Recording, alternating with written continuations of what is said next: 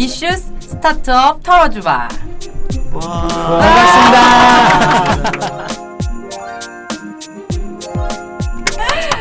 네, 이슈 스타트업 털어주마 3화 녹음 시작하겠습니다. 네, 안녕하세요. 저는 주반장입니다.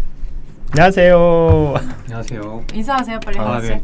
네. 저는 막내 상디입니다. 네. 네, 타코입니다. 네. 네, 투덜이 군씨입니다. 네. 네, 링고입니다. 네, 반갑습니다. 저희가 별로 이렇게 합이 잘 안 맞습니다, 여러분. 아직 처음이라서 좀 양해 부탁드립니다. MC분 옆에 앉으니까 부담되네요. 부탁드나요? 아우, 그만 알죠. 그러니까 일찍 오세요. 네, 자리를 선점할 수 있는 그 기회가 없었어요. 제가 네. 오늘 왜 제일 일찍 왔어요? 아니 뭐 MC가 뭐 여러분들 부담드리는 거 아닌데 그래요? 자, 우리 1회가 일단 업로드 됐어요, 여러분. 이거 들어보시니까 어떠셨는지 좀 궁금합니다. 저는 생각보다 제 목소리는 들만 했는데 발음과 이 띄엄띄엄하는 목소리는 듣기 힘들다. 제 목소리 스킵하고 싶다. 네, 그런 느낌이 들었는데 재밌었습니다. 다른 분들을 다시 들으니까 그때 생각도 나고 우리 이런 얘기 했었지라는 생각도 들고요. 우리 타코님 어떠셨어요? 타코님이 어쨌건 제일 뭔가 고생을 하셨죠?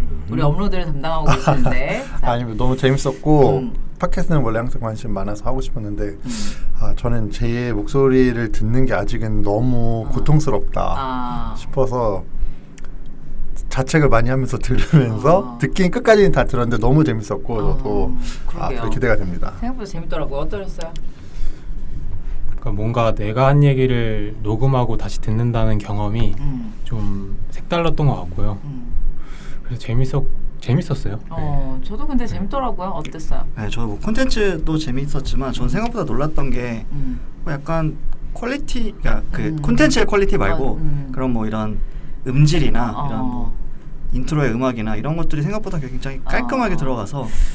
네. 편집을 누가 했죠? 제 반장이 네, 했어요. 반장님. 이분이 이 사회생활 하실 수 있는 분이야. 다 자기 위주로 얘기를 하고 있어요 지금. 농담이고.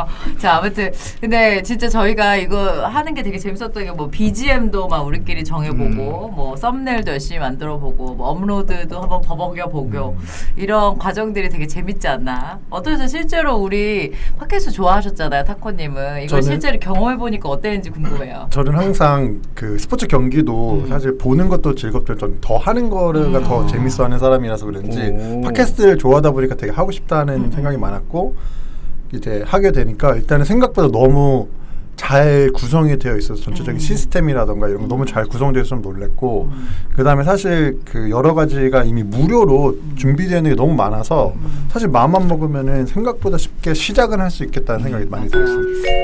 앞으로 우리는 이런 방송을 만들겠다라는 각자의 뭔가 좀 컨셉 뭐 좀 생각해 보신 거 있는지 궁금합니다. 자, 어떠세요? 그래도 좀 더 이런 방향성이 있어야 되지 않을까? 어떠세요? 뭐 어떻게 해야 될 것 같으세요? 생각해 보신 적 있는지. 제가 숙제 내드렸죠, 여러분. 숙제 검사합니다. 자, 어때요? 그럼 저는 매를 먼저 맡겠습니다. 네, 좋습니다. 땀나네.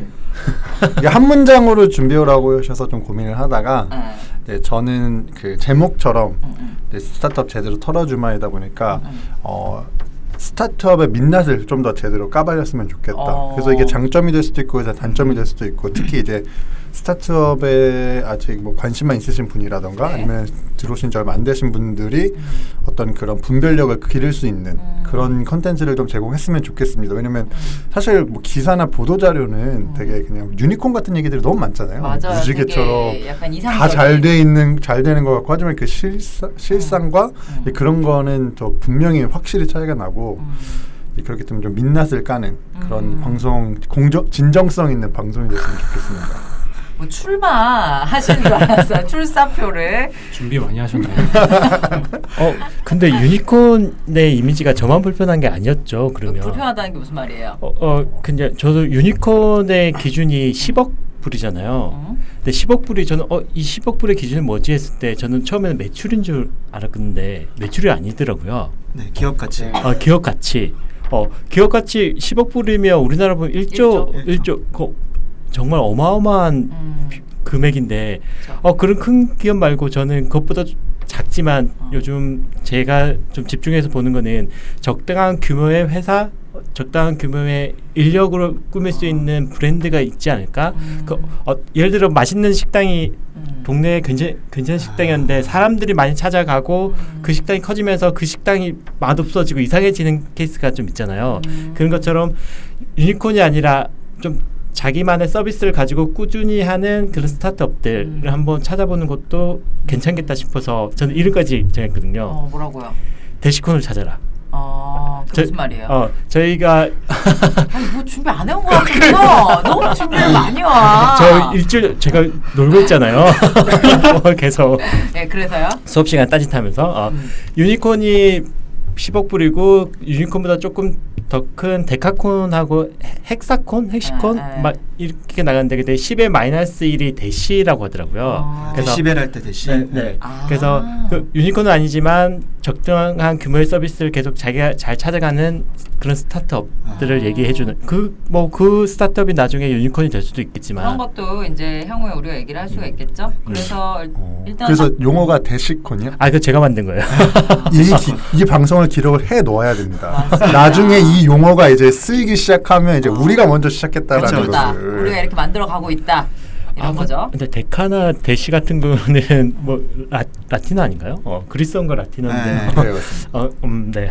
라틴어일 것 같네요. 자, 그래서 우리 타코님은 어쨌건 민낯을 드러내는 어떤 그 민낯이 꼭 나쁜 거를 들춰내겠다는 건 아니거든요. 이렇게 군신이 말씀하신 대로 뭔가 좀 작은 기업들이라든지 뭐 그런 것들을 하고, 그러니까 이제 타코님의 얘기는 너무 뭔가 막 그 화려하고 뭔가 되게 성공할 수 있고 사실 그것은 진짜 일개에 불과한데 그런 부분들에 대한 어떤 환상들을 좀 같이 객관적으로 뭐 아니면 솔직하게 한번 해보자라는 얘기인 것 같습니다. 다른 분들 어떠세요? 우리 상대님은 어때요? 일단 저는 일단 저희가 지난주에도 얘기하고 되면 유니콘이라는 개념 자체도 저희가 봤을 때 대부분 IT 기술을 기반한 기업들 위주로 얘기를 많이 하잖아요. 네. 그래서 저는 약간 IT 쪽보다는 일단 기존 산업, 뭐 예를 들어 자영업자, 그러니까 어떻게 보면 음식점 이런 데 같은 경우도 스타트업 같이 하는 분들도 많고, 그래서 제가 좀 봤던 거는 얼마 전에 그 도쿄의 디테일이라고 저희도 여러 번 얘기했던 건데 그런 걸 보면서 어떻게 보면 그거는 포커싱이 일본에 돼 있지만 네. 국내에서도 그런 식으로 디테일로서 스타트업 같이 하는 그런 뭐 자영업자 아니면 소기업들이 많기 때문에 저희는 좀 이렇게 큰 이런 기업들보다 어떻게 보면 조금 약간은 군신이랑 비슷할 수도 있겠지만 좀 작은 기업들, 어떻게 보면 좀 기술에 기반되지 않은 기술이 좀 있겠지만 이용하겠지만 그래도 좀 작은 그런 기업들, 기술 좀 비기술적인 그런 기업들을 한번 얘기해보니 좋지 않을까. 어떻게 보면은 기술이란 것도 기술로 다 해결하다기보다는 그 기술을 이용하는 과정의 디테일이 조금 더 기획이나 이런 것들 더 뾰족했기 때문에 그 대기업이랑 좀 다른 게, 대기업은 어쨌든 뭐 자본의 힘으로 밀어붙인다 하면 스타트업은 그 디테일, 그다음 고객 하나하나에 대한 집중했기 때문에 성공할 수 있었다고 보기 때문에 그래서 그런 거에 좀 집중하는 조그만 기업들 위주로 좀 저는 봤으면 논의했으면 네, 좋을 것 같습니다. 모든 업계도 그렇고 모든 시장이 뭔가 이게 하나의 스타에 집중하게 되면 아무래도 거기에 대한 그 집중도라든지 그거에 대한 어떤 흥행이 되기 때문에 아무래도 모든 언론이 이렇게 유명한 스타트업을 집중하는 건 맞는 것 같아요. 근데 우리만의 작은 걸 해보자라는 생각을 하셨고, 또 우리 링고님은 어때요? 얘기를 듣다 보니까 그럼 이 안에선 제가 제일 큰 걸 담당하도록 하겠습니다. 좋아요. 네, 그래서 좀 큰 스타트업들은 제가 주로 좀 언급을 해야겠다라는 지금 팀 내에서의 역할을 좀 아레나리 생각을 했었고, 저도 만들고 싶었던 방송은 오히려 타코님 얘기에서 조금 이어지는데, 그러니까 저는 지난 시간에도 그렇고 그 스타트업 취업을 준비하는 취준생들에게 이 정보 비대칭성이 굉장히 심하잖아요. 맞아요. 실제로 스타트업 내부에서는 어떻게 뭐 채용이 이루어지는지 혹은 아니면 뭐 일은 어떻게 하는지 수평적인 조직 문화라는 게 진짜 어떤 건지 이런 것들을 잘 알려주면 이제 그분들도 좀 더 정보를 얻고 그러면 가고 싶다, 아니면 이러면 난 그냥 대기업으로 가야겠다, 이런 것들을 좀 잘 결정할 수 있게 도와주는 방송을 만들고 싶다는 생각을 했습니다. 그렇죠. 스타트업의 정보 비대칭성을 깨겠다라는 어떤 출사표. 저것도 좋은 것 같아요. 스타트업에 대한 어떤 이 기업의 자체가 이제 출현한 지 얼마 안 돼가지고 이거에 대한 조직 문화라든지 뭐 채용이라든지 이런 거 자체가 별로 잘 나와 있지 않으니까 우리가 그걸 만들어 가보자. 이런 이런 생각을 하게 됐죠. 군신님은 그래서 아까 그 대시콘 같은데 그 집중하겠다 그게 포인트인가요? 네, 그러고 싶습니다. 네, 알겠습니다. 저는 이제 스타트업 방송의 핵인싸가 되겠다. 다른 방송에도 비슷한 걸 들은 것 같아요. 그래요? 죄송해요. 이거 돌려막기 하려고 했는데 딱 걸렸네. 계속 또 돌려막는데요. 팟캐스트에 못 오게 되는 거 아닌가요? 팟캐스트 지금 몇 개 하시지 않나요? 저요? 프로 팟캐스터입니다. 네, 보이스 컨텐츠를 열심히 만들어서 언젠가 이제 뭔가 팟캐스트를 떠올렸을 때 우리가 뭔가 상징성 있게 나올 수 있는 방송이 됐으면 좋겠다. 그래서 좀 한번 꿈을 그려보자면 우리가 왜 스타트업 털어주마 해가지고 우리 링고님이 스업 털마 했었던 적 있었잖아요. 그렇죠?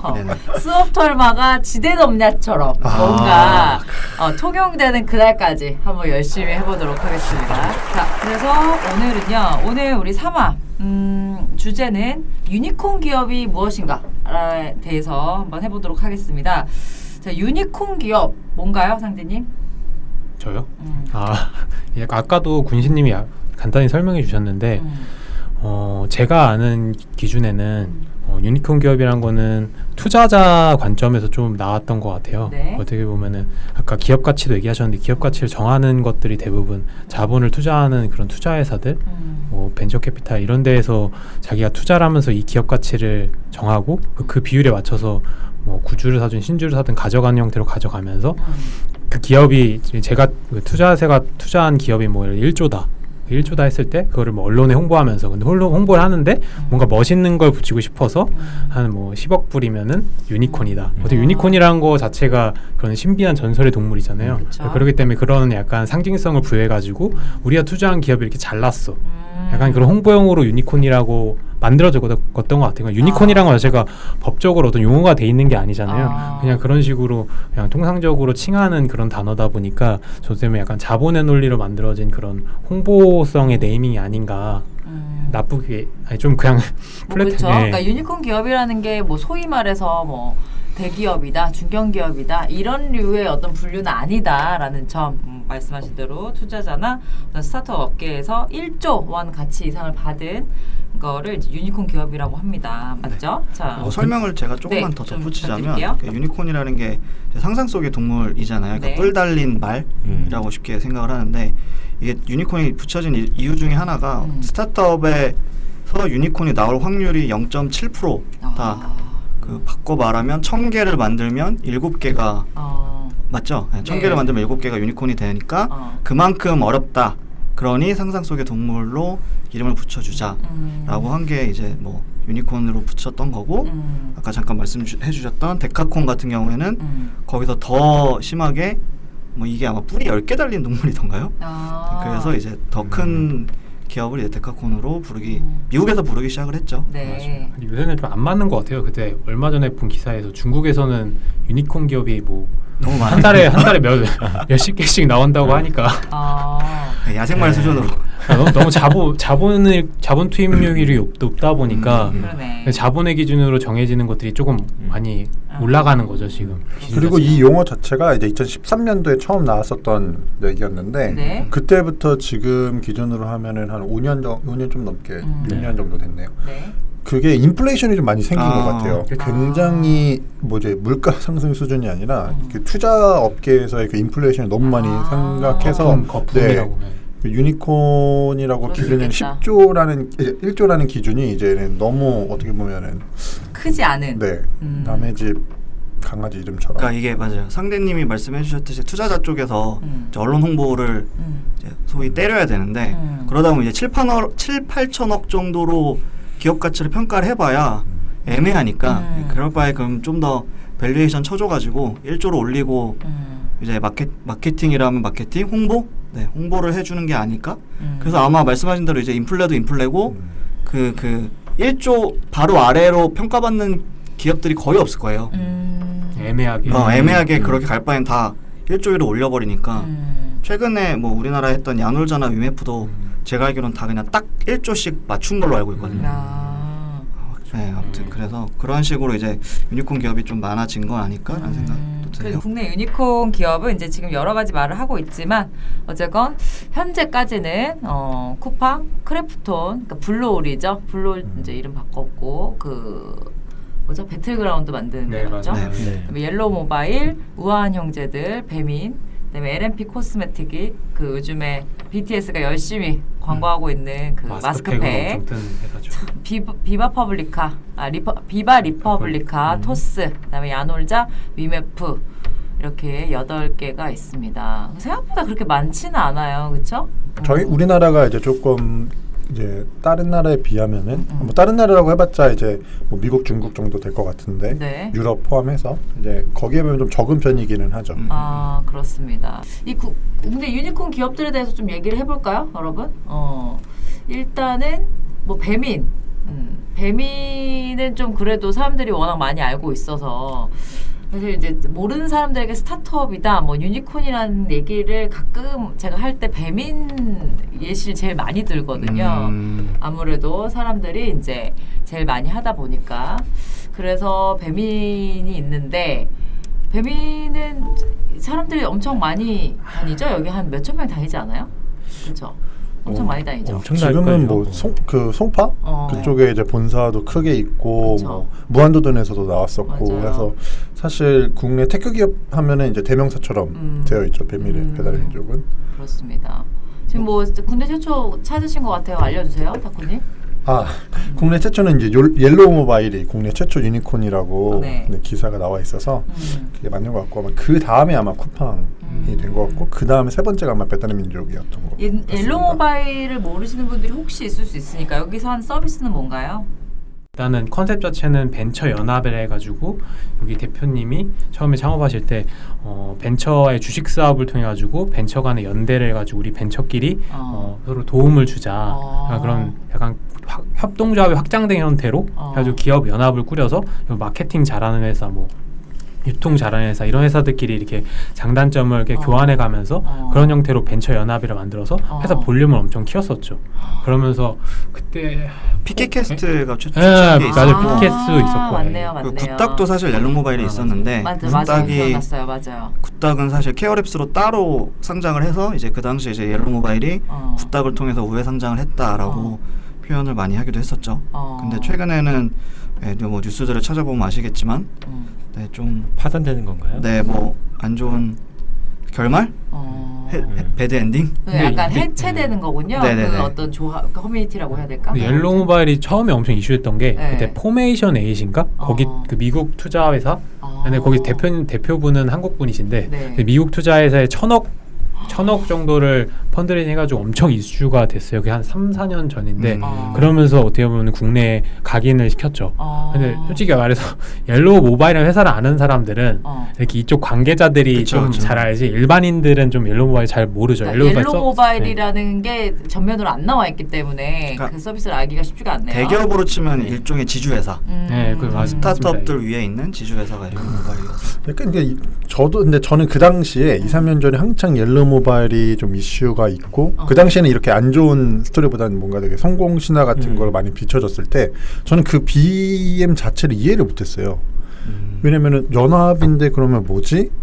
근데 저게 어떻게 저런 밸류를 받지? 약간 되게 이해를 못했고 개인적으로는 뭐 의도는 일정 부분 이해는 하겠지만 저게 과연 진짜 가치 있는 어떤 비즈니스일까? 저게 가치 있는 수익 모델을 만들 수 있을까? 약간 이거에 대해 의구심을 되게 많이 갖고 있었던 사람 중 하나예요. 저도 약간 초반 일화를 약간 들었는데 그 이상혁 대표님 창업하신 이상혁 대표님이 처음에 그 종이 한 장으로 이렇게 큰 빅피처를 그리고 그 한 장으로 처음에 투자를 펀드레이징 받으러 다니셨대요. 엄청 유명한 얘기죠. 네, 그러면서 그 각각 회사들 처음에 인수할 때도 돈을 투자해서 인수한 게 아니라 예를 들어 정확히 모르겠지만 자기가 가지고 있는 법인에서 이렇게 주식 수합 형태로 뭐 10% 주면 10% 받고 이런 형태로 대부분이 주식 수합 형태로 돼 있는 약간 정말 특이한 구조.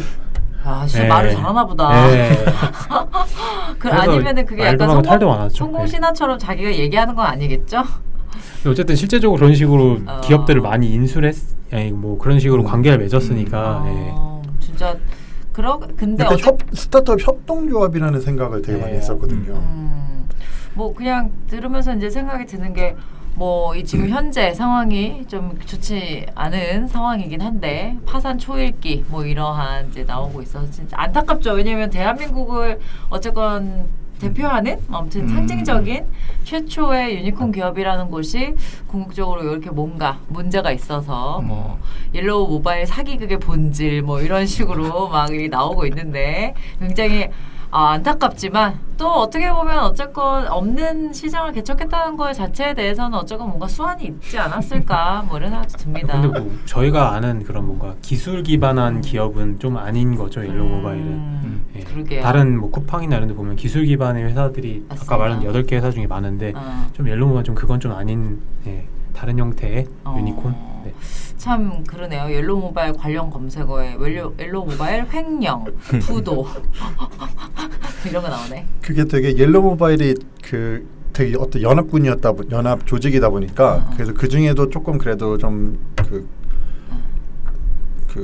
상황이 좀 좋았던 기업들은 좀 여러 가지 형태로 좀 탈출한 기업들도 있고 성공적으로 탈출하지 못한 기업들은 거기에 남아서 뭐 임금 체불이며 뭐 여러 가지 세금 문제라든가 뭐 탈세 이런 게 되게 많이 있었다고 알고 있습니다. 진짜 현실적으로 힘든 게 제가 처음에 그 옐로우 모바일 컨셉 들었을 때 좀 이해가 안 갔던 게 저는 대표 중에 대표가 되는 거잖아요. 옐로우 모바일 지주회사다 보니까. 근데 대기업이란 건 어떻게 보면 대기업 총수가 다 쥐고 흔드는 구조다 보니까 그럴 수 있고 그리고 그 밑에 자회사들 대표도 총수가 영향력이 많이 끼치다 보니 그럴 수 있는데 이거는 대표들끼리 모인 그 중에서 대표라는 것 자체가 왜냐면 특히 스타트업 대표님들은 자기 주장도 강하고 자유도 세는데 그 대표들을 어떻게 보면 좀 관리하고 이런 자체가 말이 안 되지 않나. 되게 위험 리스크가 굉장히 큰 어떤 시도였다. 그분은 가오로 사시는 분들인데 그분들을 이렇게 누르는 거 자체가 쉬울까? 상대님 지난 방송에도 들으셨는지 모르겠는데 대표님에 대해서. 그 스타트업 대표님에 대해서 할 말이 많으신 분이에요. 이제 제가 꼭 그 주제에 대해서 언젠가 하고 말 테예요. 저도 상대님의 대표론 하고 싶습니다. 스타트업 대표론. 근데 옐로우 모바일 들었을 때 홍보하기는 괜찮겠다라는 생각이 무슨 말이죠? 어떤 거를 위로? 원래 홍보할 때 광고비를 집행할 때 광고비를 많이 내면 조금 더 많이 노출수 같은 게 협상을 할 수 있잖아요. 그래서 홍보 같은 거 모아서 같이 하면 괜찮았겠다라는 생각을 하는데 결국에는 홍보 같은 파트가 아니라 전체적인 기업 유니온은 뭐 결말이 안 좋군요. 그렇죠. 이게 뭐 그 그룹 내에 뭐 홍보 에이전시 뭐 비슷한 형태도 좀 있었고 아니면 그냥 피켓캐스트처럼 아예 그냥 컨텐츠 하는 것도 있었고 다른 서비스도 있고 그래서 되게 다양해서 시너지를 낼 수 있는 충분한 어떤 그 조합은 가능했는데 그거를 전혀 내지 못했다고 저는 생각을 하고요. 이제 아까 홍보 얘기를 하셔서 생각이 들었는데 이제 저희가 아까 유니콘 얘기하면서 이거는 사실 어떻게 보면 VC들이나 투자자 측에서 어떻게 보면은 딱지를 찍어주는 거거든요.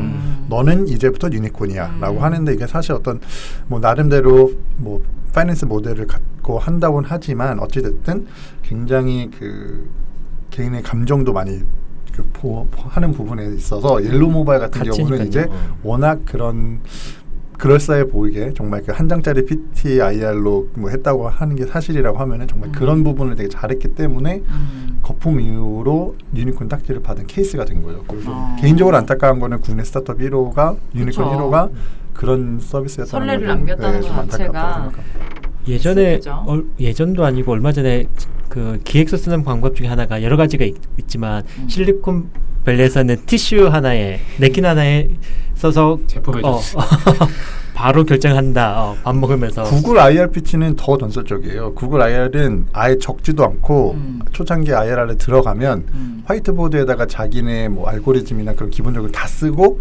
그리고 간단하게 얘기하고 바로 지워버린다고 했었거든요. 당시 구글이 IR 하러 다닐 때는. 지우면 어떻게 해요? 그때는 왜냐면은 스마트폰이 나오기 전에 알고리즘이 어떻게 보면 사진을 못 찍어가지고 핵심 전략이니까 네. 투자자들이 기억하면 안 되니까 보여주면 안 되니까 완전 시크릿, 탑 시크릿. 네. 근데 그럼에도 불구하고 당시에 구글은 굉장히 많은 펀딩을 받았으니까 그만큼 경쟁력이 있었다라는 약간 레전설 같은 실리콘밸리 얘기입니다. 성공하면은 뭘 다 성공하면 거예요. 그러니까요. 성공하면. 그리고 제가 토스가 왜 첫 유니콘으로 기억했는데 제가 봤는데 제가 잘못 기억하고 있었네요. 네. 토스가 핀테크 중에 첫 유니콘 기업이라는 기사를 제가 핀테크를 빼고 기억을 했나 봐요. 작년 말에. 네. 그렇죠. 토스는 좀 천천히 나왔죠. 그렇죠? 그래서 어쨌건 일단은 우리나라 첫 유니콘 기업은 옐로우 모바일이었지만 현재 굉장히 안 좋은 모습으로 되고 있다라는 점. 자, 우리 그냥 뭐 우리끼리 얘기니까 이 유니콘 기업 중에 난 이 기업이 좋다. 어떤 거 좋아하세요?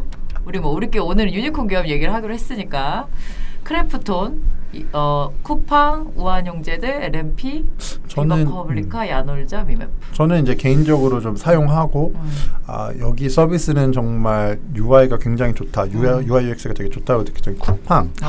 그 다음에 토스. 그 다음에 사실 거기다 이제 배민 정도까지.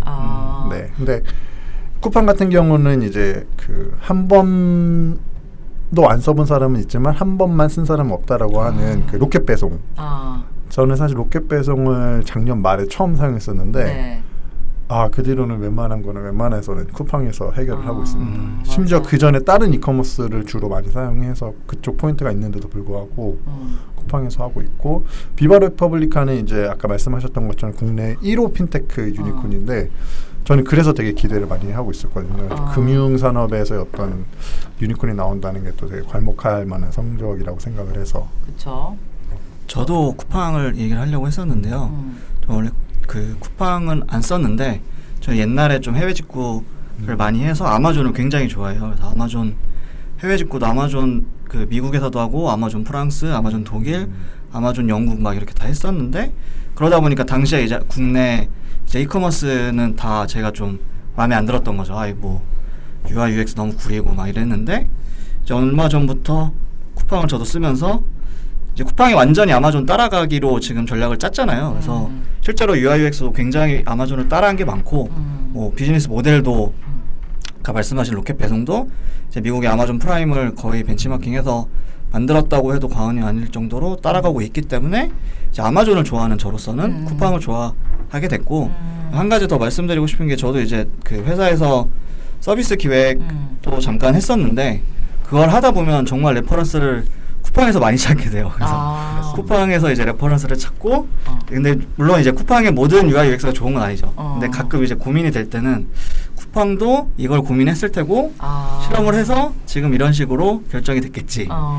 그래, 쿠팡 믿고 한번 가보자고 약간 이런 생각도 들 정도로 보면 볼수록 정말 앱을 잘 만들었다라는 생각을 많이 합니다. 예를 들어서 어떤 측면이 잘 만들었다는 걸 뭐 이렇게 찾기 편하다? 그쵸? 아니면 뭐 솔팅을 잘해놨다 뭐 이런 거 측면에서? 그러니까 그 이제 커머스 쪽에서 제일 중요한 게 상품을 계속 그 항해하는, 뭐라고 해야 될까요? 상품을 계속 보게 만드는 보게 만드는 그런 것들이 쿠팡이 정말 잘 돼 있어요. 보다 보면 그냥 계속 보게 되고 연결 보게. 사실은 그 되게 무의식적으로 너무 당연하게 우리가 페이지를 넘기고 있지만 그건 다 쿠팡에서 계산된 어떤 UI 디자인이다라는 말씀이시죠? 네, 맞습니다. 맞습니다.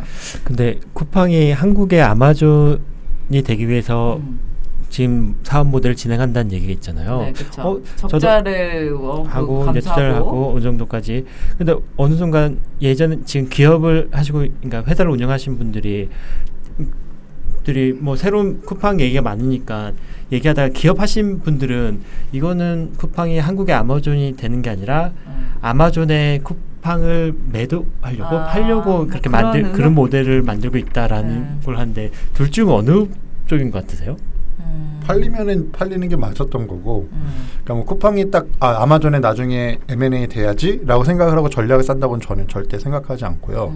그냥 흐르는 시장의 흐름에 맞추는 거에서 그런 선택을 하겠죠. 근데 이커머스 같은 시장은 지금 현재 보면 이제 쿠팡 있고요. 그 다음에 이번에 쓱닷컴, 신세계 쓱닷컴 있고, 그 다음에 이제 그 위에 다른 플레이어들도 되게 많이 있고 한데, 지금 되게 춘추전국 시대에는 맞거든요. 국내 시장 같은 경우. 근데 아마존이 안 들어와 있어요. 우리나라에는 아마존 코리아 뭐 본사는 있지만 여기서 우리나라에서 뭐 플랫폼을 만들어서 하는 건 없고, 그러니까 이제 이커머스 업계에서는 이렇게 한번 춘추전국을 해서 한번 애들이 정리가 되면 그때 아마존이 들어오거나 뭐 아니면은 말씀하신 대로 쿠팡을 인수하는 형태로 들어오거나 뭐 이제 그렇게 할 수도 있겠죠. 저는 근데 사실 이제 쿠팡이 아마존처럼 클 수 있냐라는 질문을 얘기들을 많이 이제 나누는데, 저는 약간 부정적으로 보기는 해요. 어떤 측면에서? 왜 부정적으로 보냐면 이제 아마존 같은 경우에는 뭐 많이 뉴스로 알려진 사안이지만 실제로 아마존이라는 그 이커머스 서비스에서는 이익이 별로 안 나고 대부분은 이제 그 컴퓨팅, 그러니까 클라우드 컴퓨팅 쪽에서 AWS에서 대부분의 돈을 벌어서 이제 거기서 번 돈을 지금 이제 그 이커머스에 투자를 하는 형식으로 되고 있거든요. 그러니까 그 아마존의 제일 유명한 이 플라이휠이라고 해서 더 많은, 그러니까 좋은 제품을 팔다 보면 트래픽이 몰리는 걸로 다시 제품을 싸게 가져오고 싸게 가져오면 유저들의 경험이 좋아지니까 다시 유저가 오고. 근데 여기서 제일 중요한 거는 싸게 많이 팔아서 얻은 이익을 다시 그 유저들에게 돌려줘야 되는데 그게 아마존은 가능한 게 여기서 돈을 안 벌어도 되기 때문에 그렇기 때문에 번 돈을 다시 계속 이제 유저들에게 돌려주는 형식으로 컸는데 그 쿠팡도 이 플라이휠을 똑같이 돌리고 있는 것 같긴 하더라고요. 근데 그러다 보면 사실 돈은 딴 데서 벌어야 되는데 그 딴 게 없어서 그러다 보니 적자가 지금 정말 기하급수적으로 늘어나고 있다. 네. 이게 지금 네. 그리고 실제로 아마존은 한 상장하고 10년 이상까지도 적자였잖아요. 계속. 근데 과연 국내에서 그렇게 투자자들이나 아니면 그 회사 자체도 버틸 수가 있을까? 그쵸. 그냥 돈적인 관점에 봤을 때도 그런 부분도 걱정이 되고. 그러니까 링고님이 얘기하신 것처럼 어떻게 보면 그 아마존 같은 경우는 실제 본 그 비즈니스보다 그 부가적인 비즈니스로 돈을 번 케이스다 보니까 쿠팡도 그런 모델을 찾지 않으면은 좀 장기적으로 버틸 만한 뭔가 그런 명분이나 이런 게 좀 없지 않을까. 사실 기업적으로도 그런 수익이 없다 보니까 그런 건 좀 힘들지 않을까. 네. 그러네요. 그렇죠? 근데 꽤 오래 갈 수 있을 것 같은 게 작년 말에 소프트뱅크에서 2조 넘게 투자를 받았잖아요. 근데 그 금액 액수에 대해서 말이 많았잖아요. 그러니까 그 정도까지 필요한 금액이 아닌데 2조까지 투자했다는 거는 이거 뭐 여러 얘기가 있지만 우선간 VC 쪽에서는 따라올 테면 따라와봐. 절대 못 따라오는 그런 규모의 금액에서 다른 팔로우하는 기업들이 못 따라올 거라는 생각도 하고 그 정도 금액이면 향후 몇 년간은 충분히 운영 가능하다는 생각이에요. 그러니까 얼마 전에 그 손정희 회장, 그 소프트뱅크 쿠팡에 투자한 소프트뱅크의 손정희 회장이 일본에서 PT 하는 걸 봤는데요. 이게 PT 마지막 장표에 자기가 투자한 정말 수많은 기업들이 쭉 나오는데 거기에 조금 큼지막하게 로고랑 그 대표자 사진이 나온 걸 봤는데 거기에 쿠팡의 김범숙 대표가 좀 있더라고요. 약간 큰 그런 이미지로. 나름 그걸 마크하진 않으셨을 텐데. 그래서 그거를 그래도 어떻게 보면 소뱅에서 좀 주의 깊게 보는 기업이지 않나. 그러다 보니 결국 투자자들도 자기가 투자한 회사에 이 회사가 살아남게 하려고 계속 돈을 넣거나 아니면 그쵸. 돈을 옆에 붙여주는 형태가 되는데 가만두지 않겠죠. 투자자 입장에 봤을 때는 그만큼 가치가 있는 회사고 나중에 어떻게 보면 더 크게 성장한 회사라고 보고 있는 게 아닐까 싶습니다. 그리고 워낙 그 소프트뱅크 운영한 비전 펀드가 거의 깡패 펀드잖아요.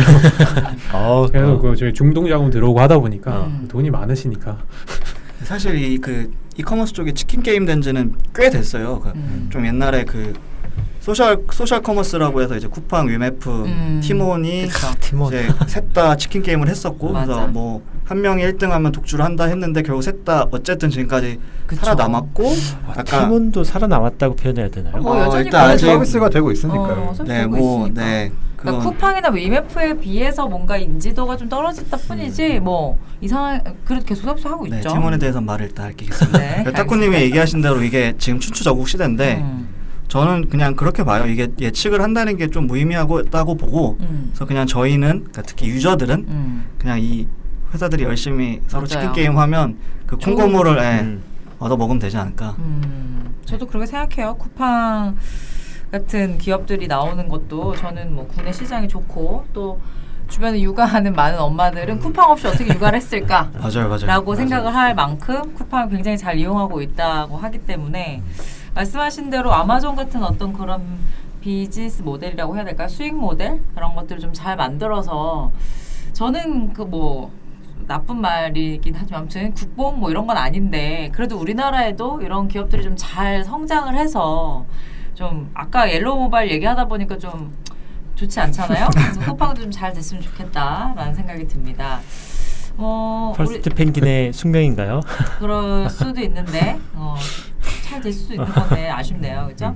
유니콘 기업이 어쨌건 현재 이제 이렇게 하고 있는데 해외 유니콘 기업은 우리가 알 수 있는 게 어디에 있을까요? 아시는 분들? 해외 유니콘 기업이 너무 많죠. 그렇죠? 너무 많죠. 가장 기억에 남는 건 얼마 전에 그 상장했던 우버, 그쵸. 네, 100조의 기업 가치로 상장을 했는데 많이 주가가 떨어졌다고 하지만 그래도 상징적인 게 우버인 것 같고, 네, 그리고 뭐 또 유명한 에어비앤비, 에어비앤비 당연히 에어비앤비 같은 경우는 데카콘까지 가지 않았나요? 네, 그러다 보니 그런 저희가 알만한, 그러니까 국내에서 알 정도면은 엄청 뭔가 좀 그쵸. 회사가 커지고 보편화됐다는 거잖아요. 요거 이제 저희 들으시는 분들 중에 아시는 분도 있고 모르시는 분도 있을 것 같아서 이거 이제 뭐 PULPS 이거 어떻게 읽나요? 그냥 펄프스라고 읽는 거 펄프스라고 네. 있는 맞아요. 회사 뭐 있는지 한번 알려주세요. 예, 핀터레스트의 P, 우버의 U, 리프트의 L, 팔란티어의 P, 네. 슬랙의 S 이렇게 해서 펄프스라고 네. 읽고 또 다음 것도 있네요. 그것도 한번 알려주세요. 빵이요. 아. 빵은 뭐 이제 FAANG인데 네. 페이스북, 아마존, 애플, 넷플릭스, 구글. 이 기업들도 어쨌건 유니콘이었던 건가요? 네네. 그쵸? 사실 이거 빵은 예전엔 TGIF가 좀 더 유명했거든요. 네. 거기에 이제 트위터가 껴있는데 트위터가 좀 이제 고꾸라지고 있어서 트위터가 빠진 게 아닐까라고 저는 생각을 하고 있습니다. 그렇습니다. 우리 그게 빠진 것 같아요. 그 중국 쪽이. 맞아요. 중국 BAT. 이것도 약간 좀 옛날 건데. 맞아. 바이두, 알리바바, 텐센트. 네, 맞습니다. 그게 또 빠진 것 같고. 그렇습니다. 이런 그런 게 있잖아요. 이제 또 우리 스타트업에 다니시는 분도 있지만 스타트업에 관심 있는 분들은 이제 이런 게 막 나오면 이게 뭘까? 물론 찾아볼 수도 있지만 이렇게 부른다라는 점 한번 하고 넘어가 보도록 하겠습니다. 한국도 뭐 아직 이거 유명한 용어는 아니지만 최근에 뜨고 있는 게 이제 네라카토라고 네라카토가 해서 뭡니까? 네이버 라인 카카오 토스인데 이걸 네라카토라고 하는군요. 이거는 약간 잘 나간기도 하고 채용 시장에서 네라카토 출신은 무조건 채용한다. 약간 이런 식으로 통용이 되고 있더라고요. 그렇군요. 어때요? 이렇게 네라카토 출신을 무조건 채용한다라는 말은 왜 나오는 건가요? 거기에서 이제 좋은 서비스들 많이 해봐서? 그렇죠. 그러니까 성공 경험을 얻었다라는 게 저는 제일 큰 것 같고요. 그 다음은 좋은 조직 문화 속에서 일을 해봤다? 라는 점들이 좀 이렇게 결합돼서 그 스타트업들이 선호하지 않을까. 근데 네이버하고 라인하고 따로 회사 분리는 돼 있지만 따로 카테고리가 지어지나요? 그렇죠. 다르게 봐야죠. 다른 회사고 서비스도 아예 다르고. 근데 시장에서 보면 여기 출신들이 를 좋아하긴 하지만 보통은 회사 이직할 때 여기 출신들끼리 바꾸지 다른 데로 잘 안 나오고 새로운 인력이 잘 들어가기 힘들다. 특히 개발 직군에서는 그런 얘기를 좀 들었거든요. 이 안에서만 돈다? 네. 맞아요. 막 팀원 담당자가 쿠팡으로 가고 이런 식의 쿠팡 하나 팀원으로 가고 이런 경우가 많다 보니까 맞아요. 그렇군요. 그래서 회사 문화가 점차 비슷해지고 있다고 특히 네이버하고 카카오는. 아까 얘기하셨던 것처럼 네이버랑 라인은 조금 연결돼 있지만 다르게 봐야 될 게 어제 라인 주식회사 자체가 네이버가 일본에 여러 번 도전하던 와중에서 성공했던 그 케이스잖아요. 그래서 라인의 성공기도 얘기를 들어보면 재밌는 게 많더라고요. 그 이혜진 지금은 투자 의장 어제 그분이 처음에 일본에 진출했을 때 고생을 정말 많이 해가지고 맨날 그 사케 마시면서 엄청 어떻게 하지 앞으로 이런 식으로 고민을 많이 했다고 하더라고요. 그런 식으로 라인은 조금 어제 일본 기반으로 성장한 회사고 그러다 보니까 조금 저희가 아는 포털 네이버랑 조금 다르게 보는 게 맞을 것 같아요. 그렇습니다. 그래서 이제 여러 가지 기업들이 있는데 자, 여기 우리 노션에 미국의 유니콘 기업 좀 특이한 곳이라고 하면서 올려도 이거 누가 올렸어요? 제가 링건님이 올렸어요? 요거 보면서 저 굉장히 재밌었는데 요거 우리 청취자분들께 간단하게 소개 한번 해주세요. 제가 이제 가져온 건 스타트업에서 42조 유니콘 기업으로 해서 줄이라는 이제 액상 전자 담배고 최근에 막 TV에 뉴스에도 많이 나오더라고요.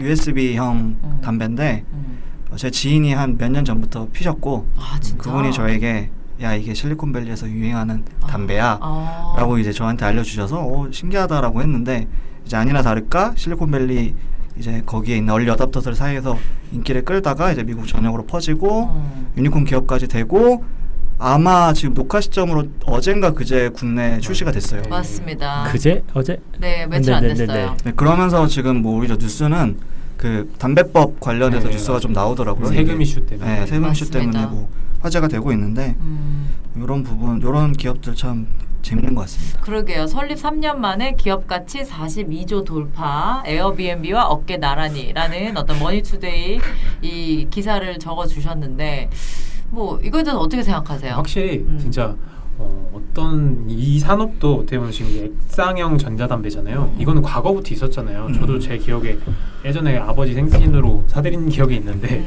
어쨌든 과거에 있었던 효자네, 거고 효자야. 그 관련형 전자담배는 어떻게 보면 좀 새롭게 나왔던 거잖아요. 기존에 없던 시장이. 그러면 팍 떴는데 액상형 전자담배로 어떻게 보면 이렇게 새롭게 시장을 키웠다는 자체가 엄청 좀 재밌는 것 같아요. 그러네요. 얘기를 들어보면 조금 기존의 그런 액상형 전자담배의 단점들을 많이 보완한 그래가지고 막 아까 애플이 얘기했듯이 그런 식으로 새로운 접근해가지고 기존에 있던 시장을 이렇게 다시 키웠다는 게 좀 재밌는 것 같아요. 네. 우리나라에서는 어떻게 할지 모르겠지만 저는 우리나라에서도 굉장히 잘 될 거라고 생각을 하고요. 줄 같은 경우는 이제 그러니까 최근까지도 국내 반입이 절대 그러니까 정식 출시가 안 돼 있어서 약간 이제 뭐 얼리 어답터, 약간 나의 어떤 힙스터적인 그런 모습을 보여주고 싶으신 분들이 해외 구매를 통해서 되게 많이 하셨거든요. 그래서 뭐 어디 모임을 간다거나 파티를 간다거나 하면은 내가 줄을 피면 괜히 그거를 딱 하거든요. 뭐야? 막 이런 거. 그러면 근데 이게 되게 그 아이스 브레이킹도 되고 그다음에 이제 이게 뭐야 하면서 얘기를 하다 보면서 자연히 소문이 피고 이게 그리고 기존의 그 액상형 담배에 비하면 제 기준에는 정말 특이하게 생겼거든요. 그렇더라고요. 정말 USB로 빨고 있는 느낌이 너무 강해서. 근데 그 냄새도 안 난다면서요? 뭐 담배 그렇다고 냄새가? 하더라고요. 그래 USB처럼 생겨서 그래서 미국에서 문제가 많았죠. 그러니까 청소년들이 담배를 피면 이게 맞아. 어떻게 교사가 검열 뭐라 해야 되나 제지를 할 수 없어서 겉모습만 보면 방금 얘기한 것처럼 아이코스 처음 나왔을 때도 이랬거든요. 잘 아시는 분도 그때는 한국에 판매하기 전에 굳이 일본까지 가가지고 맞아요. 아이코스 사왔다. 그럼 약간 힙해 보이고 약간 막 맞아, 트렌드를 선도하는 맞아. 것처럼 보이는 것처럼 약간 줄도 그럴 것 같아요. 그렇죠. 그 담배는 온라인 판매가 불가능하잖아요. 네 맞아요. 네. 그러면 아이코스는 온라인 판매 가능한가요? 구매가? 안 되지 않나요? 모르겠어요. 잘 몰라. 담배를 없어서. 그럼 저희가 지금 그쵸. 우리 담배 피는 사람 아무도 없지 않나요? 한 명 있어야 되는데 이럴 때. 그렇죠. 아니 근데 아이코스 얘기 나오니까 생각이 나는데 아이코스 한 3, 4년 전에 처음 친구가 이제 피면서 야 이게 담배계 애플이야 라는 딱 그 문구를 썼거든요. 근데 줄이 똑같이 그 문구를 쓴단 말이에요. 맞아. 아이코스를 핀 사람들의 말한 딱 한 가지 단점은 한 대 피고 나서 텀이 있어서 너무 힘들다. 그래서 보통은 그래요? 아이코스 핀 사람 2개씩 가지고 다니더라고요. 맞아요. 그렇군요. 연담이 안 돼가지고. 네. 비싸지 않나요? 연담. 연담. 프로모 잘하라 우리 링고. 자, 그래서 어쨌건 최근 미국 유니콘 기업 중에 특이한 것으로 이제 실제로 우리나라 지금 녹음 기준으로 우리나라 이틀 전? 출시된 지 얼마 안 됐어요. 과연 이 기업은 또 우리나라에 어떤 영향을 끼칠지 궁금합니다. 뭐 참 유니콘 기업이라는 게 어떻게 보면 아까 우리 상대가 살짝 얘기한 것 중에 IT만 있는 건 아닌 것 같다. 뭐 이런 것들도 이런 거 좀 연결이 되지 않나라는 생각이 듭니다. 그러면 우리끼리 한번 이런 얘기를 해볼까요? 차세대 유니콘 우리나라에서 나올 수 있는 저는 근데 너무 옛날 사람 같은 생각이 갑자기 사실 유니콘 이거 준비하면서 옛날에 삶의 체험 현장에서 이거 봉투 아니 그거는 다 한 번씩 생각해보지 않나요? 봉투 타고 올라가는 게 그 유니콘이잖아. 이게 우리나라에서 약간 유니콘이 그렇게 익숙하진 않다 보니까 저는 공식적으로 말씀드리겠습니다. 저는 그 생각을 한 번도 해본 적이 없습니다. 그렇지만 알아들으셨잖아요. 뭐 레퍼런스는 제가 이해하고 있으니까 이해는 할 수 있습니다. 빠져나가지 마세요. 저는 한 번도 그 생각을 하지 않았습니다. 조영남 아저씨와 이경실 아줌마가 일요일 아침마다 얼마나 외쳐댔는데 그걸 모른다고. 아 여자 MC가 이경실이었나요? 또 모른 척하고. 근데 조영남 확실히 기억나는데 여성 MC가 정확히 미안해요. 기억이 안 나서. 저희가 상디 왜 이렇게 부끄러워요? 부끄러움 그대의 몫인가요? 자, 아무튼 유니콘 하니까 참 그런 생각이 날 정도로 그렇죠? 그렇게 뭔가 떠오르는 유니콘 기업 앞으로 어떤 기업들이 우리나라의 새로운 유니콘이 될지 한번 우리 좀 한번 상상의 나래를 펼쳐볼까요? 자, 여기 적어는 노션에 적어두신 부분부터 좀 얘기해 주세요. 분야마다 하나씩 나온다는 얘기도 있고 또 기사를 해서 뭐 아자르나 저는 이제 개인적으로 이제 희망과 바람은 타다가 유니콘이 되었으면 참 좋겠다. 소카. 네, 소카 쪽. 그쵸. 근데 정확히는 그쵸. 그렇게 되겠네요. 이제 소카가 VCNC가 이제 아마 그럼 유니콘이 될 것 같은데 저는 요즘 워낙 규제 얘기 뭐 여러 가지 논란이 많은 상황에서 그 VCNC가 뭐 소카든 아니면 타나든 해서 꼭 VC가 좀 유니콘이 됐으면 좋겠다라는 생각을 하고 있습니다. 이게 그 모빌리티 쪽에 그러니까 제가 분야마다 하나씩 나온다는 얘기에 소카를 적은 게 모빌리티가 한창 되게 이슈였잖아요. 그래서 거의 뭐 블록체인만큼이나 사실 좀 모빌리티라는 그 토픽 자체도 굉장히 흥했었고 그 와중에서 사실 소카가 되게 잘 될 수 있었는데 뭐 이제 소카가 생각보다 잘 안 됐어요. 맞아요. 네, 좀 이렇게 한번 성장하고 나서 좀 내홍도 겪었고 뭐 안 좋은 얘기들도 굉장히 많이 적자도 굉장히 오랫동안 네네. 하고 있고 들렸는데 아까 타코님이 얘기해 주신 대로 그 B2B 만들었던 이제 VCNC를 인수하면서 타다를 출시하면서 다시 기사회생해서 약간 저도 요새는 역전 말로 홈런을 친 것 같은 느낌. 대표도 교체가 대표도 바뀌었잖아요. 예. 그것도 이제 큰 영향이 맞습니다. 바뀌었다기보다 약간 다시 돌아온 탕아 그런 느낌. 네, 그렇죠. 그렇군요. 과연 이 소카 VCNC는 이 규제의 벽을 뚫고 우리 택시 업계의 어떤 이런 사실 우리 택시 업계가 우리나라가 되게 특이한 구조가 있어서 이게 좀 쉽지 않을 수 있지만 그래도 이 서비스는 좀 잘 됐으면 좋겠다. 최근에 막 그런 것도 하던데 PPL도 하던데 그 KBS에서 회사 가기 싫어? 네, 많이 합니다. 거기도 뭐 회사 가기 싫어가 뭐 약간 다큐 드라마 같은 되게 이제 저는 그거 되게 재밌게 보는데 아무튼 거기서 뭐 어떡해요 이거 납품하러 가야 되는데 차가 없어요. 이런 날 왜 회사 차가 없어? 연기를 지금 하고 계십니다. 그럼 타다를 불러요? 회사 차가 없어 그랬더니 뭐 그럴 줄 알고 뭐 누구 김 과장이 그럴 줄 알고 내가 이걸 준비했지 그러면서 소카 이렇게 띵 나오는 게 나오는데 너무 자기적이어가지고 주반장님의 1인극이었습니다. 앞으로 이런 것들 소카는 어제 타겟도 좀 낮다 보니까 제가 웹드라마를 즐겨보는데 웹드라마의 PPL은 진짜 많이 나와요. 그래요? 진짜 많이 예를 들어 웹드라마 뭐 있어요? 뭐 연풀리 시리즈에는 많이 나오는 것 같고요. 그거 말고 뭐 크리스피 쪽도 많이 나오고 그러니까 이게 소카가 그 타겟이 차 없는 사람이잖아요. 맞아요. 그렇죠. 네, 그래서 이제 20대들이 아마 좀 많이 탈 테고 실제로 되게 많이 사용을 하더라고요. 특히 대학생 친구들, 엄청 많이 그다음에 뭐 사회 초년생들까지 해서 사실 여기 스타트업에서도 많이 쓰는 게 아직 아까 회사 차량 말씀하셨는데 맞아요. 좀 규모 있는 이제 회사들은 회사 차량을 다 사는데 적은 데서는 그쵸. 차량이 없고 근데 가끔 이제 회사 차원에서 차가 필요하니까 맞아요. 그럴 때 이제 법인카드로 소카를 이용하는 경우도 맞습니다. 그래서 소카 과연 유니콘 될 수 있을지 사랑합니다 타다. 그렇군요. 자, 또 다른 마켓컬리 얘기하신 분은 어떻게 생각하세요? 저도 마켓컬리나 저는 뭐 마켓컬리를 제가 되게 잘 활용하고 있기 때문에 마켓컬리는 잘 되지 않을까 싶은 생각이 드는데 유니콘까지는 될 수 있을지 잘 모르겠지만 저는 서비스는 마음에 듭니다. 저는 약간 직방 그러니까 뭐 직방이라는 회사 자체가 그렇다기보다는 지금 여기 저희가 약간 적어놓은 노션을 보면은 그 의식주 분야를 맞습니다. 다 적어놨거든요. 그런 거 봤을 때는 부동산 쪽도 만만치 않잖아요. 그쵸. 근데 과거에 저희가 앞에 말했던 8개 스타트업들 보면은 다 그 뭐 커머스라든지 아니면 금융이라든지 그런 식으로 과거에 있었던 산업에 대한 접근을 통한 그런 기업들이 조금 더 유니콘에 가깝지 않을까. 그래서 어떻게 보면 직방이나 이런 데도 지금 계속 성장하고 있고 그렇기 때문에 뭐 당장은 아니겠지만 유니콘은 좀 가능성이 높을 것 같다. 네. 근데 사실 생각해 보면 유니콘의 뭐 우버도 그렇고 뭐 그 뭐죠? 갑자기 공유 숙소 에어비앤비도 그렇고 굉장히 새로운 걸 발견했다기보다는 기존에 있었던 서비스가 뭔가 이런 IT나 또는 이런 기획을 만나서 한 건데 지금 딱 말씀하신 대로 소카, 직방 다 사실은 원래 있었던 어떤 서비스예요. 그걸 좀 IT나 어플리케이션이나 배민도 그렇고 한 군데로 뭔가 모아서 그 플랫폼 안에서 뭔가 이루어질 수 있도록 하게 만드는 것이기 때문에 이제 그런 걸 한때 다 오토라고 통칭하긴 했었죠. 이제는 오토란 말도 너무 약간 올드해졌죠. 그렇죠? 오토 아예 거의 안 쓰는 거 네, 요새는 잘 안 쓰긴 하는데. 5포로 그 다음에 나오지 않았어요? 그런 포는 건- 뭔가요? 그런 거 안 나왔었나요? 저만 어디 가서 짠 그런 표현이 있대요. 중국에서는 OAO 그게 뭐예요? 온라인 앤드 오프라인. 그래서 신유통을 그렇게 표현한다고 하더라고요. 신유토요? 네. 그렇군요. 자, 그래서 아무튼 이런 게 있고, 요 기사에는 이제 링크 걸어놓은 기사에는 이제 아자르 그 서비스하는 하이퍼 아자르. 커넥트, 네, 하이퍼 그다음에 뭐 직방, 그다음에 클라우드 서비스하는 베스핀 글로벌, 루닛은 사실 전 잘 모르겠어요.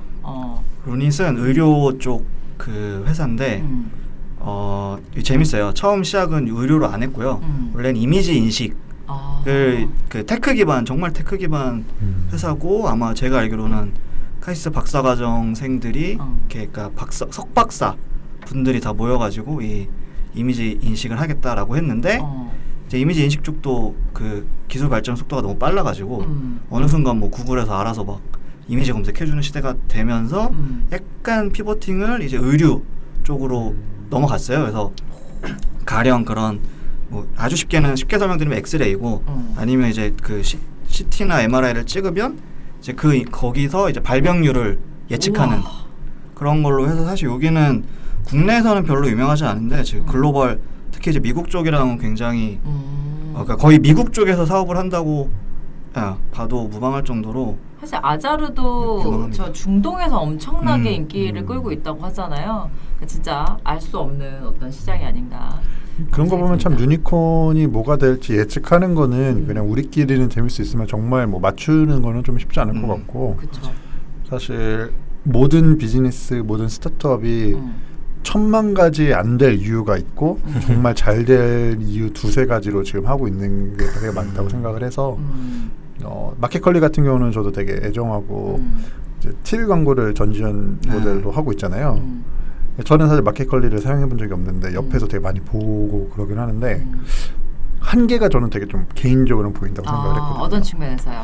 일단 마켓컬리는 어찌됐든 유통 서비스이기 때문에 거기에서 분명히 능력이 한계가 올 것이다. 자금적인 능력의 한계도 올 수 있고 그리고 또 생물이다 보니까 네. 그 재고 관리라고 해야 될까요? 네, 네. 그거에 대한 데미지도 있겠죠. 뭐 물론 마켓컬리 측에서는 그렇게 얘기를 하죠. 자기네들의 알고리즘을 통해서 재고를 굉장히 줄인다. 그러니까 재고 남는 비율을 굉장히 줄인다고 하고 그런데 유사 서비스를 지금 쿠팡이 하고 있고 스타컴이 하고 있고 다 해요. 뭐 네. 동원도 들어가고 대기업들이 다 진출하고 대기업이 근데 다- 대기업의 장점은 참 스타트업 얘기를 규모? 하면서 대기업은 어떻게 보면 참 애증의 관계인데 대기업이 이제 그런 식으로 어떤 이미 갖고 있는 인프라와 자본 기술로 들어오기 시작하면은 스타트업이 자신의 강점을 갖고 가기가 생각보다 녹록지는 않잖아요.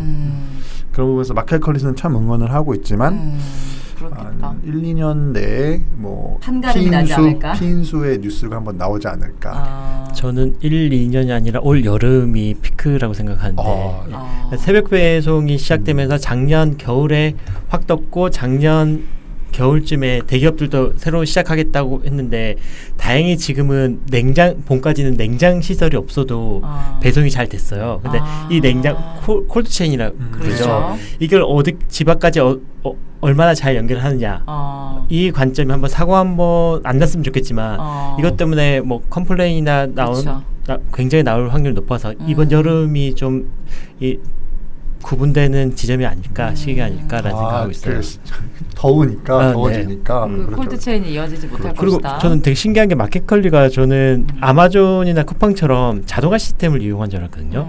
근데 그런 생각은 IT가 아니라 인력으로 배송을 한다고 하더라고요. 그게 더 효율적이고 뭐 유연하게 대응할 수 있다고 봐서 저도 마켓컬리를 약간 좀 응원하고 싶은 어떤 새로운 모델인 것 같아서 제가 알기로는 아마존 말고는 그게 물류 시스템이 자동화가 이렇게 완벽히 돼 있는 데는 국내에는 없다고 보는 게 맞을 것 같아요. 쿠팡도 그렇고 지금 영국 쪽에 저 물류센터 로봇화 시대 그러니까 그게 RPA 만든 거. 아마존은 한 네. 10년 전부터 키바라는 그 로봇 회사를 인수하면서 거의 물류 창고 보면은 사람이 진짜 없어가지고 자동으로 로봇을 움직이는데 우리나라는 좀 아직은 그렇죠. 그 사실 전지현을 모델로 했을 때 그런 소문들이 돌았죠. 이제 어떤? 피인수가 목표고 피인수하기 전에 이제 매출액을 키우고 있다. 끌어올리기 위해서 이제 전지현을 썼다라는 얘기가 뭐 그것도 아예 틀린 예측이 네. 아닐 수 있을 그리고 것 같아요. 그게 나쁘다고 절대 말할 수 없고 저는 맞아요. 저건 분명히 전략이고 그쵸, 만약에 그쵸. 정말 그런 목표가 있다고 하면 스타트업 입장에서는 충분히 괜찮은 엑시트 전략이 될 수 있어서 그 확실히 좋은, 그러니까 뭐라 해야 되지?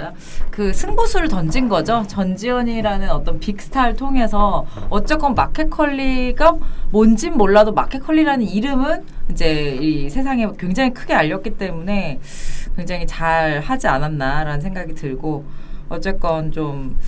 저는 마켓컬리를 되게 좋아하는 이유 중에 하나가 뭐 좋은 상품도 말할 것도 없지만 전 UI를 쓰기가 굉장히 편해서 아까 쿠팡 솔팅 얘기 해놨는데 저는 이 마켓컬리가 참 그걸 잘 해놨다고 생각을 해요. 그래서 뭐 적절한 글자 크기와 뭐 이미지 배치와 그리고 거기는 이게 뭐 얼마나 크기가 될까를 이 휴대폰 크기로 항상 그 비교를 해서 컷이 있어요. 그러니까 뭐 예를 들어서 뭐 예를 들어서 뭐 불고기를 산다. 그럼 불고기 패킹이 뭐 이렇게 돼 있으면 뭐 10cm, 8cm 이런 거 사실 우리 와닿지 않잖아요. 근데 뭐 아이폰 뭐랑 비교해가지고 딱 하니까 아 요만하겠구나. 이게 진짜 별거 아니지만 저는 이런 디테일이 뭔가 서비스의 질을 확 차별화한다고 생각하기 때문에 그런 것들 그 이외에도 이제 다양한 것들이 있는데 뭐 아무튼 마켓컬리 굉장히 응원하고 열심히 해서 잘 이어갔으면 좋겠습니다. 저는 마켓컬리 또 하나 응원하고 싶은 게 있는데 그 새벽 배송의 문제들이 또 하나의 문제가 뭐냐면 스티로폼 박스 그게 너무 과하게 나온다 해서 주문한 사람도 내가 죄책감을 느끼게 한다고 얘기가 하는데 마켓컬리가 아마 유일하게 회수해줘요. 회수해주고 종이 박스로 그 보냉 효과를 내는 박스를 아마 만들었을 거예요. 맞아요. 근데 나는 그게 더 낭비적인 부분이 있던데. 그러니까 그게 왜냐면 그 상자 안에 우리 왜 보일러실에 넣는 그 반짝이 스티로폼 뭐 이게 이렇게 다 내장이 이렇게 돼 있어요. 그럼 이제 저도 이제 그걸 해가지고 갔다가 뭐 그 지하실 뭐 저희 그 쓰레기 거기에 버려야 되잖아요. 그럼 그걸 뜯을 수는 없어. 내가 그냥 그대로 상자 짝짝 해가지고 딱 버리는데 이걸 누군가는 이 뜯는 작업을 하셔야 될 텐데. 종이 분리수거가 안 되는 거잖아요. 근데 이제 저는 죄송한데 우리 관리사 아저씨 아무튼 근데 그거 그냥 종이 박스에 버리는 데다 이렇게 버리거든요. 그거를 참 모르겠어요. 근데 또 다시 조금 바꾸는 것 같아요. 네, 바꾸고 있다고. 그러니까 이제 여러 가지로 하고 있는데. 어쨌건 뭐 1인 가구가 많아지고 저도 1인 가구라서 이걸 쓰거든요. 뭐 이거를 막 어디 가서 사기도 뭐 하고 뭐 그런데 아무튼 1인 가구가 많아진 이 상황에서 마켓컬리 과연 어떻게 될지 이게 저희 갑자기 막 이리 성지순례 하듯이 마켓컬리 갑자기 유니콘 되면은 막 성지순례 저희 마켓컬리 유니콘 된다고 안 될 것 같습니까? 아니 설사 유니콘이 된다고 하더라도 그거를 성지순례하는 정도로 그런 것처럼 이제 뭐 그런 방송이 되면 재밌겠다라는 얘기죠. 그렇게 하면 저는 VCNC 유니콘 된다라고 말을 하겠습니다. 그렇군요. 전 직방.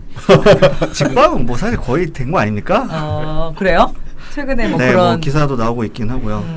그렇습니다. 아무튼 그런데 직방하고 다방은 꽤 오랫동안 같이 나누고 있어서 좀 어느 시간 정도 지나면 정리가 될 줄 알았는데 계속 같이 가는 것도 되게 재밌고 아니면 시장성이 그렇게 큰가 시장이? 시장 크죠. 크죠. 엄청 크죠. 근데 보통 한쪽으로 몰리잖아요. 비슷한 BM인데 비즈니스 모델이니까. 근데 쓰는 사람이 좀 분리돼 있나? 아니면 두 개 다 같이 쓰나? 이런 궁금. 두 개 다 쓰죠. 그리고 네이버 부동산이 나오고 나서 또 한 번 판이 흔들렸었다고. 맞아요. 네이버 부동산도 보고 집 요즘에 안 구해 보셨어요? 2년 전에 들어가고 아직까지 그냥. 네. 근데 뭐 직방이나 다방의 용도가 좀 다른 걸로 제가 조금 알고 있는데 그게 들어가는 사람들이 좀 다르다. 예전에 한번 그런 얘기를 들었었던 것 같아요. 그러니까 허위 매물이 다방이 좀 더 많은데 그러다 보니까 훨씬 양이 많은 것처럼 보여서 거기에서 뭐 검색을 많이 한다. 뭐 그런 얘기도 있고. 근데 사실 허위 매물이 많다. 직방 허위 매물을 되게 잘 걸러준다. 모르겠어요. 지금 어떻게 되는지 저도 한 1년 전에 쓰고 말아가지고. 저는 개인적으로 집도스가 잘 됐으면 좋겠는데. 뭐요? 집도스라. 네. 이 부동산 중개 수수료를 양쪽에 받잖아요, 보통. 근데 집도스는 세입자한테 받는 게 아니라 건물주에만 받는 시스템을 가지고 있더라고요. 그래서 기존의 공인중개사 협회한테도 항의도 많이 받고 고소도 당했는데 뭐 법적 문제는 해결됐는데 소비자 입장에서는 집도스 같은 모델이 좀 많이 났으면 그러니까 저희가 보통 부동산 거래할 때 9% 수수료라고 하는데 이게 최하가 아니라 그냥 최고율로 알고 있거든요. 근데 보통은 그 이하로 잘 안 받잖아요. 근데 뭐 그건 마치 지금 VCNC가 그 택시 조합 때문에 지금 곤욕을 치르고 있듯이 아마 그것도 공인중개사 협회가 권력을 갖고 있고 그 기득권층이라고 얘기해도 될지 모르겠는데 아무튼 기존의 어떤 그런 사람들이 그 자리를 그렇게 쉽게 내주지 않을 거예요. 그래서 아무튼 두고 봐야 되겠지만 뭐 이런 유니콘 기업도 응원합니다. 자, 그래서 오늘 유니콘 기업이 뭔지 또 우리 유니콘 기업의 현재 우리나라 지금 2019년 5월 현재 어떤 유니콘 기업인지 한번 얘기를 해봤고요. 아마 방송 들으신 분들은 6월 초에 들으시겠네요. 그래서 앞으로 뭐 6개월 후, 1년 후 또 다른 유니콘이 나오기를 기대하면서 오늘 방송을 마쳐보도록 하겠습니다. 네, 감사합니다. 감사합니다.